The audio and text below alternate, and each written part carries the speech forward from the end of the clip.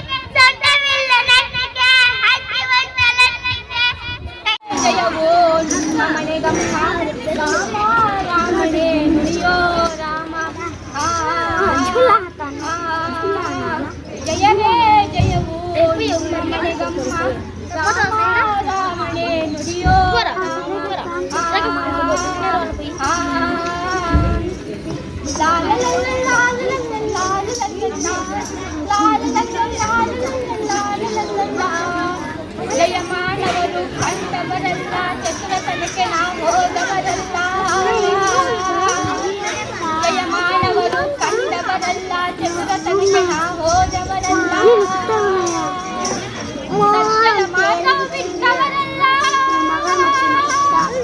ಧರ್ಮಕ್ಕೆ ಎಂದು ಹೋದವರಲ್ಲ. ಸತ್ಯದ ಮಾರ್ಗ ಬಿಟ್ಟವರಲ್ಲ, ಧರ್ಮಕ್ಕೆ ಎಂದು ಹೋದವರಲ್ಲ.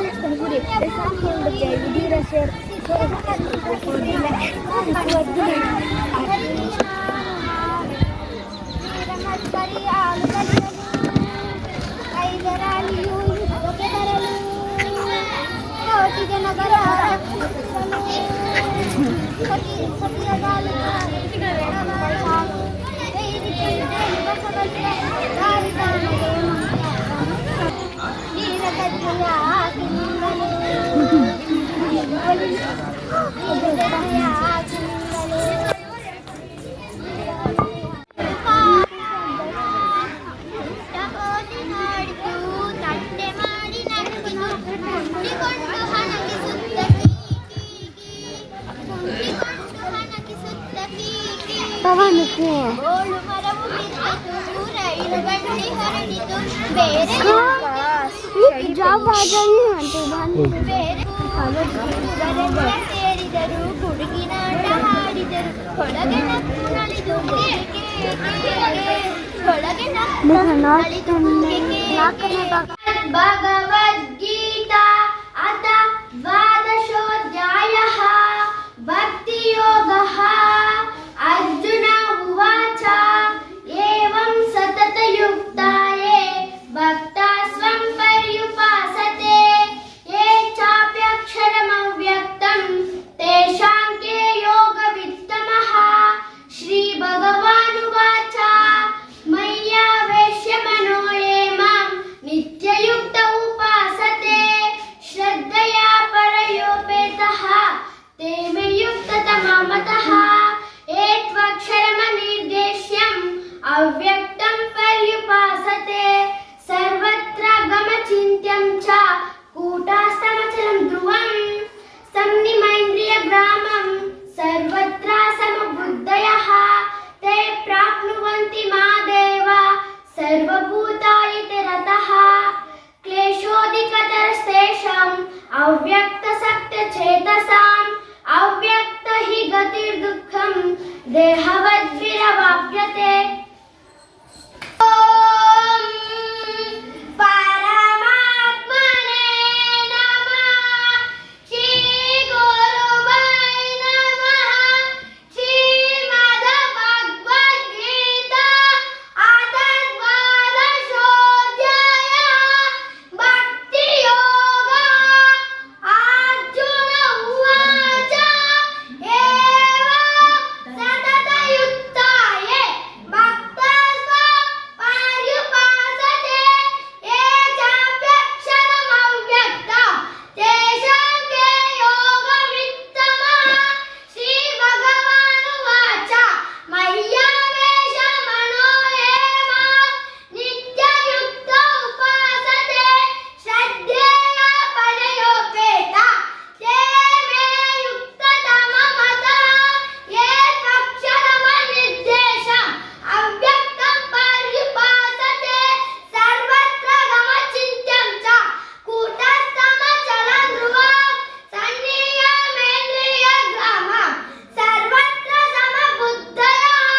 ते प्राप्नुवन्ति मामेव सर्वभूतायते रतः क्लेशोऽधिकतरस्तेषाम् अव्यक्तसक्तचेतसाम् अव्यक्ताय गतिदुर्गं देवद्विरवाप्यते तेषामहं समगातु न शक्नोषि मयि स्थिरम् अभ्यासयोगेन ततः मामि चाप्तुं ಧನಂಜಯಃ. ಭಟ್ಟರವರು ಬರೆದಿರುವಂತಹ ಕವನ ವಚನವನ್ನು ಹೇಳುತ್ತಿದ್ದೇನೆ. ಈ ದೇಹವನ್ನು ಸೀಳಿ ಹೊರಬರಬೇಕು. ಹಾದಿ ನೋಡುತ್ತಿದ್ದೇನೆ. ಕದಗಳಿಗೆ ಅವನು ಕೀಳು ಹಿಡಿದು ಬೀಗ ಹಾಕಿದ್ದಾನೆ. ಕೀಗೊಂಚಲು ಕೆಲ್ಲಿದೆ. ಕೀಗೊಂಚಲು ಅವನ ಕೈಯಲ್ಲಿದೆ. ಮೆದುಳಿಗೂ ಕದ, ಕಣ್ಣು, ಮೂಗು, ಬಾಯಿ, ಕಿವಿ, ಚರ್ಮಕ್ಕೂ ಕದ. ಶ್ವಾಸಕೋಶ, ಜೀವಕೋಶ, ಪಿತ್ತಜನಕಾಂಗ, ಮೇದೋಜ್ಜೀರ ಗ್ರಂಥಿ, ಸಣ್ಣ ಕರಳು, ದೊಡ್ಡ ಕರಳು, ಮೂತ್ರಪಿಂಡ, ಬೆಳಕಿನ ಕಿರಣಗಳು ಹೊರಬರುವ ಕ್ಷಣಕ್ಕಾಗಿ ಕತ್ತಲಲ್ಲಿ ಕಾಯುತ್ತಿದ್ದೇನೆ. ಹೃದಯದ ಗೂಡಿನಿಂದ ಚುಂಚ ಹೊರಚಾಚಿ ಉಸಿರನ್ನು ಗುಟುಕು ಗುಟುಕು ಸೇವಿಸುತ್ತಾ ಆಗಾಗ ರೆಕ್ಕೆಗಳು ಉದ್ದ ಕೊಕ್ಕುಗಳಲ್ಲಿ ಪಕ್ಕಿ ಕುಕ್ಕುತ್ತಾ ಬೆಳಕಿನ ಕಿರಣಗಳು ಹೊರಬರುವ ಕ್ಷಣಕ್ಕಾಗಿ ಕತ್ತಲಲ್ಲಿ ಕಾಯುತ್ತಿದ್ದೇನೆ. ಅವನು ಬರಬಹುದು ಒಂದಲ್ಲ ಒಂದು ದಿನ. ಅದರಿಂದ ಕೀಗೊಂಚಲದಲ್ಲಿ ನನ್ನ ಅಂಕಿಯನ್ನು ಹುಡುಕಿ ಬೀಗ ಕಳಚಬಹುದು. ಅದರಿಂದ ಕೀಗೊಂಚಲದಲ್ಲಿ ನನ್ನ ಅಂಕಿಯನ್ನು ಹುಡುಕಿ ಬೀಗ ಕಳಚಬಹುದು. ಆಗ ಕದ ತೆರೆದು ನನ್ನನ್ನು ಹೊರಬಿಡಬಹುದು. ಹಾಡನ್ನು ಮರೆತ ನಾನು ಪಾತಾಳಕ್ಕೆ ಬೀಳಬಹುದು. ಹಾಡನ್ನು ಮರೆತ ನಾನು ಪಾತಾಳಕ್ಕೆ ಬೀಳಬಹುದು. ಪ್ರಾಣ ಹೆಜ್ಜೆ ಸ್ವಾತಂತ್ರ್ಯದ ಉಲ್ಲಾಸದಲ್ಲಿ ಆಕಾಶದಾಚೆ ಬಾಹ್ಯಾಕಾಶಕ್ಕೆ ನೆಗೆದು ಚುಕ್ಕಿ ಆಗಬಹುದು. ಆಕಾಶದಾಚೆ ಬಾಹ್ಯಾಕಾಶಕ್ಕೆ ನೆಗೆದು ಚುಕ್ಕಿ ಆಗಬಹುದು.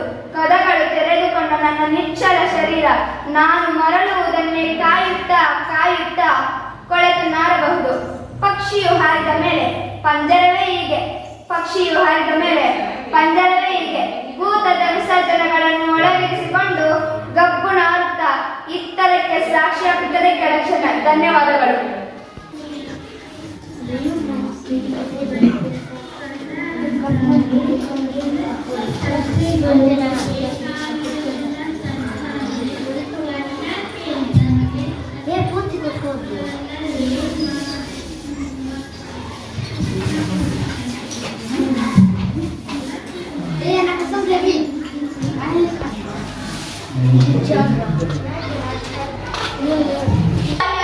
ಪ್ರಾಣ ಬಿಟ್ಟಿತು. ಆಗ ಮೊಲಗೆ ಖುಷಿಯೇ ಖುಷಿ. ನಾನು ನೋಡಿ ಸಿಂಹ ಸಾಯಿಸುತ್ತೆ ಎಂದು ಆನೆಗೆ ಹೋಗಿ ಹೇಳಿತು.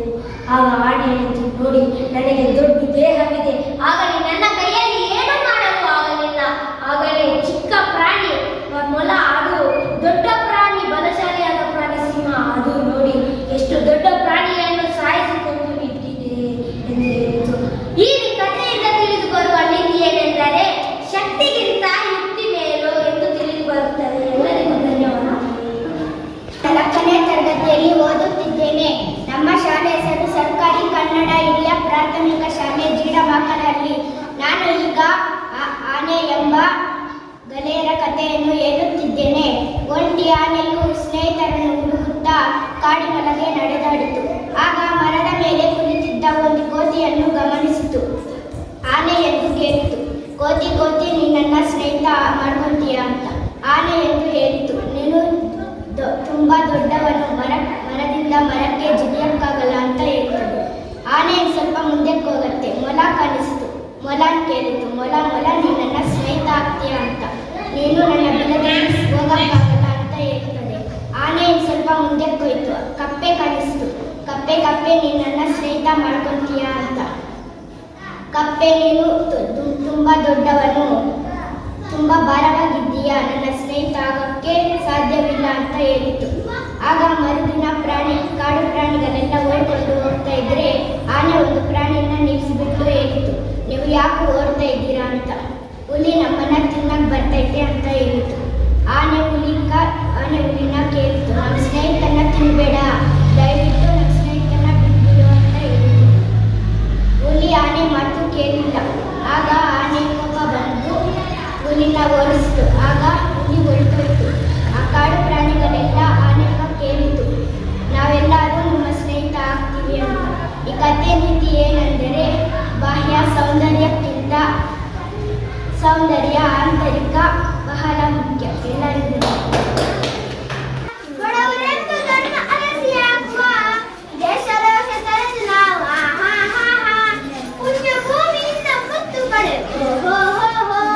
ದೇಶರೋಷ ತರದು ಬಾಳುವ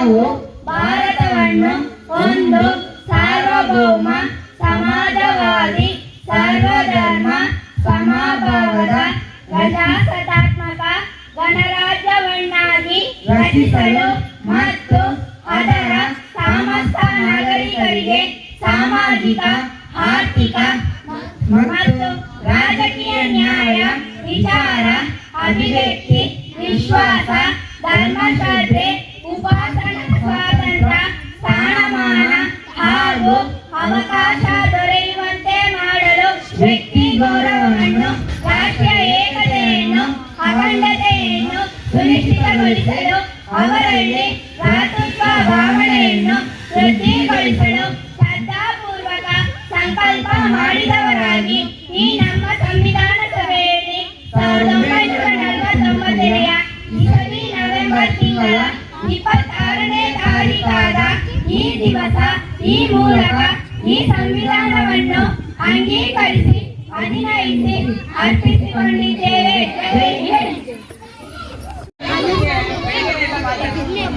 ಮಾತಾಡೋದಿಲ್ಲ. ಎಲ್ಲ ಪ್ರತಿಭೆ ಹೊರಹೊಮ್ಮಿದೆ.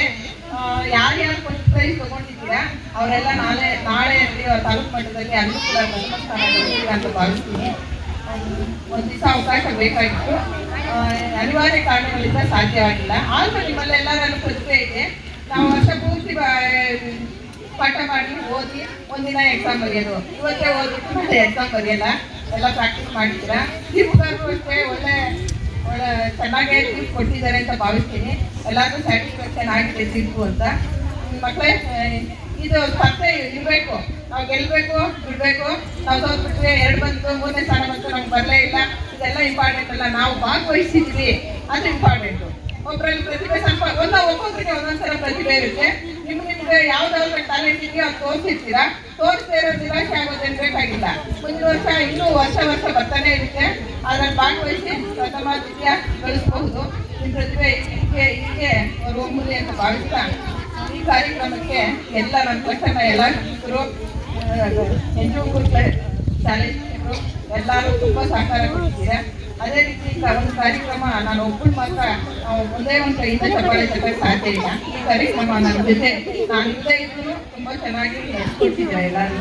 ಅದಕ್ಕೆ ನಾನು ಋಣಿಯಾಗಿರ್ತೀನಿ ಎಲ್ಲರಿಗೂ. ಮತ್ತೆ ಇದ್ರ ಜೊತೆಗೇನೆ ಸಾಧನೆ ಸುಬ್ಬಯ್ಯ ಸರ್ ಸುಮಾರು ಮಕ್ಕಳಿಗೆ ಊಟದ ವ್ಯವಸ್ಥೆಯನ್ನು ಮಾಡಿಕೊಟ್ಟಿದ್ದಾರೆ. 5,000 ಕೊಟ್ಟು ಅವರು ತುಂಬ ಚೆನ್ನಾಗಿತ್ತು. ಕೂಡ ಮನಸ್ಸು ಯಾವಾಗ ಎಲ್ರಿಗೂ ಬರಲ್ಲ, ಇವಾಗ ಎಲ್ಲರೂ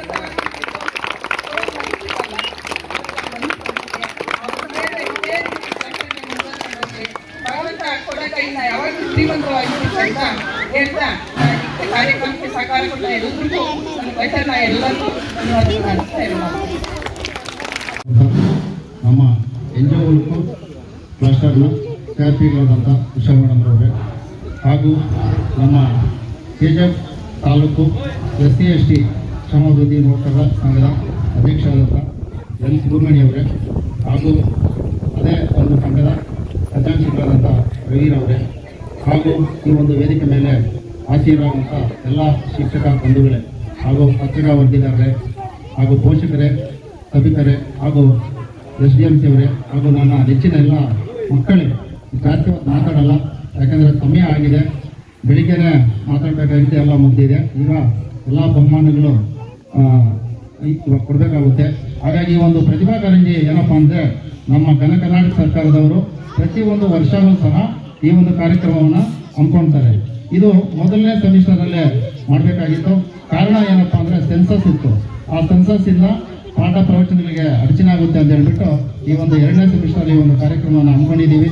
ನಮ್ಮ NGO ಕ್ಲಸ್ಟರ್ನಲ್ಲಿ ನಿಜವಾಗ್ಲೂ ತುಂಬ ಉತ್ತಮವಾಗಿ ಒಂದು ಕಾರ್ಯಕ್ರಮಕ್ಕೆ ಎಲ್ಲ ಶಿಕ್ಷಕರು ಸಹ CRP ಮೇಡಮು ಅವರು ಮತ್ತು ಎಲ್ಲ ಶಿಕ್ಷಕರು ಈ ಒಂದು ಕಾರ್ಯಕ್ರಮಕ್ಕೆ ತೊಡಗಿಸ್ಕೊಂಡು ಎಲ್ಲರೂ ಒಗ್ಗಟ್ಟಾಗಿ ಈ ಒಂದು ಕಾರ್ಯಕ್ರಮವನ್ನು ಮಾಡಿದ್ದೀವಿ. ಮತ್ತು ತೀರ್ಪನ್ನು ಸಹ ಎಲ್ಲರೂ ಸಹ ಕೊಟ್ಟಿದ್ದೀವಿ. ನ್ಯಾಯಸಮ್ಮತವಾಗಿ ಯಾರೆಲ್ಲ ಪ್ರತಿಭೆ ಇದೆಯೋ ಅವ್ರಿಗೆ ಕೊಟ್ಟಿರ್ತಾರೆ ಅಂತ ಅಂದ್ಕೊಂಡಿದ್ದೀವಿ, ಕೊಟ್ಟಿರ್ತಾರೆ. ಹಾಗಾಗಿ ಮಕ್ಕಳು ಇವಾಗ ಎಕ್ಸಾಂಪಲ್ ಯಾವುದೋ ಒಂದು ಈವೆಂಟಲ್ಲಿ 4-5 ಜನ ನಾವು ಸ್ಪರ್ಧೆ ಮಾಡಿದಾಗ ಎಲ್ರಿಗೂ ಬಹುಮಾನ ಬರುತ್ತಾ? ಬರಲ್ಲ. ಪ್ರಥಮ ಬಹುಮಾನ ಬರೋದು ಒಬ್ಬರಿಗೆ. 10 ಜನ ಇರಲಿ 100 ಜನ ಇರಲಿ ಒಬ್ಬರು ಮಾತ್ರ ಬರುತ್ತೆ. ಒಂದೊಂದು ಸಾರಿ ಆ ಒಂದು ಬಹುಮಾನವನ್ನು ನಾವು ಡಿಸೈಡ್ ಮಾಡೋಕ್ಕೆ ಆಗಲ್ಲ, ಆ ಥರ ಇರುತ್ತೆ. ಹಾಗಾಗಿ ಒಂದು ಡಿಜಿಟಲ್ ಸ್ವಲ್ಪ ಹೆಚ್ಚು ಕಡಿಮೆ ಇದ್ರೂ ಕೂಡ ಆಗಿರುತ್ತೆ. ಮೊದಲನೇ ಬಹುಮಾನ ಒಂದೇ ಆಗುತ್ತೆ. ಹಾಗಾಗಿ ಯಾರು ಮಕ್ಕಳು ಬೇಜಾರು ಮಾಡ್ಕೋಬಾರ್ದು. ಅರ್ಥ ಆಗ್ತಾ ಇದೆಯಾ?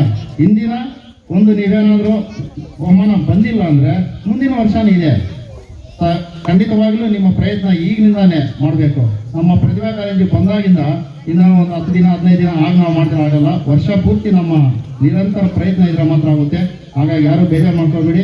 ಮತ್ತೆ ಈಗ ಬಹುಮಾನ ಪಡ್ಕೊಂಡಿರೋರು ನಾನೇನು ಬಹುಮಾನ ಪಡ್ಕೊಂಡ್ಬಿಡಿ ಅಂತ ಸುಮ್ಮನೆ ಇದ್ರೆ ಮುಂದಿನ ವರ್ಷ ಅವರು ಪಡ್ಕೊಳ್ಳೋಕ್ಕಾಗಲ್ಲ. ಅವರು ಸಹ ಅಷ್ಟೇ. ಯಾರೇ ಆಗಲಿ ಈ ಒಂದು ಪ್ರತಿಭೆ ಯಾರಲ್ಲಿದೆಯೋ ಅವ್ರಿಗೆ ಮಾತ್ರ ಬಹುಮಾನ ಬರುತ್ತೆ. ಎಲ್ಲರೂ ಸಹ ಮಾಡಿದ್ದೀರಾ, ಕಷ್ಟಪಟ್ಟು ಮಾಡಿದ್ದೀರಾ. ಕೆಲವೊಂದು ಸ್ಪರ್ಧೆಗಳನ್ನು ನಾನು ನೋಡಿದ್ದೀನಿ. ತೀರ್ಪು ಕೊಡೋದಕ್ಕೆ ಸಾಧ್ಯ ಆಗಲ್ಲ, ಆ ಥರ ಮಕ್ಕಳು ಪಾಪ ಭಾಗವಹಿಸಿದ್ದೀರಾ, ಮಾಡಿದ್ದೀರಾ. ಆದರೂ ಕೂಡ ಬೇಜಾರು ಮಾಡ್ಕೊಳ್ಬೇಡಿ. ಹಾಗಾಗಿ ಈ ಒಂದು ಪ್ರತಿಭಾ ಕಾರಂಜಿ ಉತ್ತಮವಾಗಿ ನಡೆದಿದೆ. ಎಲ್ಲ ಒಂದು ಪ್ರೈಜ್ಗಳು ಸಹ ತಂದಿದ್ದಾರೆ. ಉತ್ತಮವಾದ ಒಂದು ಪ್ರೈಜ್ಗಳನ್ನು ಕೊಡ್ತಾರೆ. ಹಾಗಾಗಿ ಇನ್ನು ಜಾಸ್ತಿ ಮಾಡೋದಕ್ಕಾಗಿಲ್ಲ. ಒಂದು 2 ಮಾತನ್ನು ಮಾತಾಡೋಕ್ಕೆ ಅವಕಾಶ. ಭಾನುಪ್ರಿಯ GHPS ಸ್ವರ್ಣಕೊಪ್ಪ, ಮೇಘಾಶ್ರೀ ಎಂ ಕೊತ್ತೂರು, ದಯವಿಟ್ಟು 3 ಜನ ವೇದಿಕೆ ಮೇಲೆ ಬರಬೇಕು. 3 ಜನ ಬೇಗ ಬರಬೇಕು. ಪ್ರಥಮ ಪಲ್ಲವಿ ಭಾನುಪ್ರಿಯ, ದ್ವಿತೀಯ ಬಹುಮಾನವನ್ನು ನಮ್ಮ CRP ಮೇಡಮ್ ಅವರು ವಿತರಿಸಬೇಕಂತ ಮನವಿ. ದ್ವಿತೀಯ ಭಾನುಪ್ರಿಯ ಸ್ವರ್ಣಕುಪ್ಪ, ಮೇಘಶ್ರೀ ಎಂ ಕೊತ್ತೂರು. ತೃತೀಯ ಆಂಗ್ಲ ಭಾಷೆ ಸೌಮ್ಯ GHPS ಜೀಡ್ಮಾರ್ಕ್ನಲ್ಲಿ ಪ್ರಥಮ. ಸೌಮ್ಯ ಚೈತನ್ಯ LPS ಲಕ್ಷ್ಮೀಸಾಗರ, ಮೀನಾಕ್ಷಿ LPS ಸ್ವರ್ಣಕುಪ್ಪ. ದಯವಿಟ್ಟು 3 ಜನ ಒಂದೇ. ಚೈತನ್ಯ ಯಾರ? ಮೀನಾಕ್ಷಿ.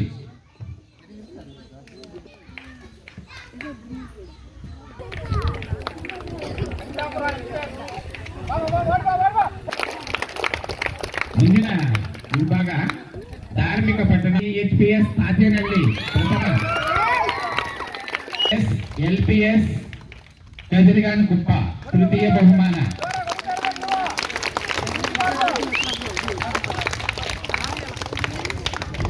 ಮುಂದಿನ ಸ್ಪರ್ಧೆ ಇದು ಭಾಗವಹಿಸಿದ ಒಂದೇ ಒಂದು ವಿದ್ಯಾರ್ಥಿ ದೇಶಭಕ್ತಿ ಗೀತೆ ಪ್ರಥಮ ಬಹುಮಾನ, ತೃತೀಯ ಬಹುಮಾನ. ದ್ವಿತೀಯ ಸುವರ್ಚನ ಮುಸ್ತೂರು, ಸಂಜಯ್ LPS